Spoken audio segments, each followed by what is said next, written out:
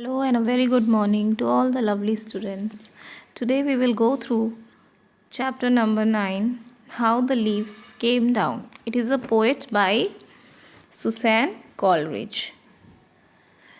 In this poem we will see that poet is using a certain device, that is personification. It's a poetic device in which the poet gives human qualities to some ideas or some non-living things.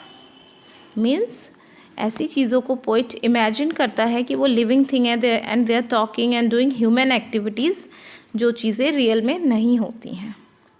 Now we will go through the poem line wise and I will explain you the meaning.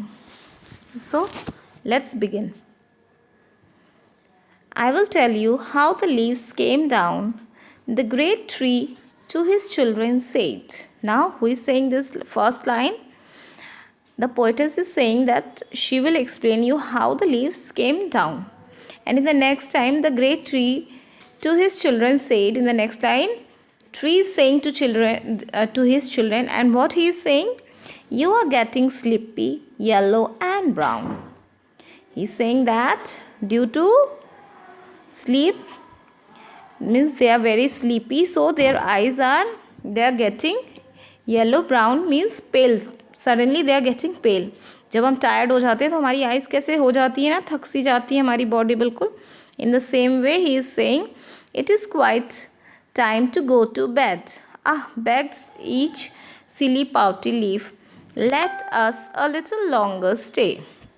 Now the tree is saying कि you are very tired and you want to now you need to go to bed. So he is saying to his children to take rest. But what happened? The leaves wants to enjoy some more. So they are asking his father to give some more time so that they can enjoy their time. Let us a little longer stay, dear father tree, behold our grief. And the leaves are asking for some more time. This such a very pleasant day, we do not want to go away. And what they are saying that the day is very good, so they don't want to go. आप लोग भी करते हो ना ये चीज़ें, जब mummy papa बोलते हैं सोने चलिए तो आप लोग थोड़ा और टाइम डिमांड करते हो. In the same way the leaves are also demanding. So for just one more merry day. और उसके फादर क्या कहते हैं? It's okay for he has allowed them to stay on the twigs for one day. To the great tree the leaflets clung, frolicked and danced and had their way. And what happens? Due to happiness, it seems that they are dancing.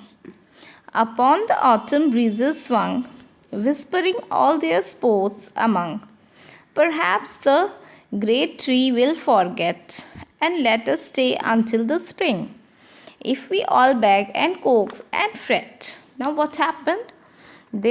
Due to happiness, they started moving, dancing, and along with that they were whispering that if they request the tree, means to his father, then it may be possible that he will give some more time until spring. They can stay, they can clinch on the tree. But now we will go through the next lines, that what happened. But the great tree did no such thing. He smiled to hear their whispering. But what happened? Tree was not at all willing to do the same things which his children were asking, and as a result he smiled. Come children, all to bed, he cried, and ere the leaves could urge their prayer, and he has asked his children to come to bed. And what the leaves were doing? They were doing their prayer, means they are asking for some more time.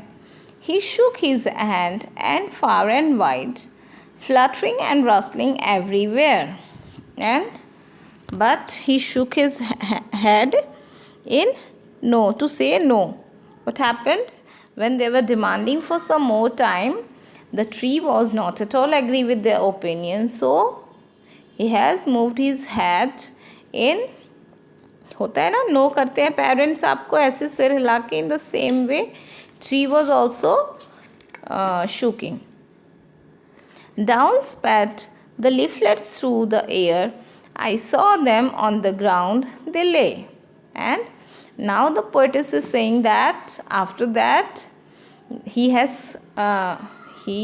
saw the leaves on the ground, means they have gone to their beds. Here bed means to sleep, means they take rest after coming down from the tree, means जब वो पेड़ से नीचे गिर जाएंगे, just to take rest. Golden and red, a huddled swarm, waiting till one from far away. And the color of the leaves became golden and red. And huddle, now what is the meaning of huddled? Swarmed, crowded together in a small space, a large number. Means they were crowded. जब पेड़ से पत्ते गिरते हैं, देखा है आपने autumn में व्हाट हैपन्स, बहुत सारे पत्ते पूरे रास्ते में बिछे होते हैं ना. इन द सेम वे सारे पत्ते वहाँ पे they were gathered. Waiting till one from far away, और वो लोग वेट कर रहे हैं, कोई पत्ता रह गया है, they are waiting for him. white bed clothes heaped upon her arm should come to wrap them safe and warm. And after the autumn, spring will come. And what will happen? Winters में ice, with the fall of ice, they will be covered. Just as we used to wrap our children in white clothes, in the same way, it seems that a bed sheet is covered on the leaves. Should come and wrap them safe and warm. And in this way they will be safe and warm. The great bare tree looked down and smiled. Good night, dear little leaves, he said. And after looking at them, the tree smiled and said good night to them. And from below, each sleepy child replied good night and murmured. And after that, the leaves, they also, in reply, they have also said good night to his father. And they were saying to themselves that it is so nice to go to bed.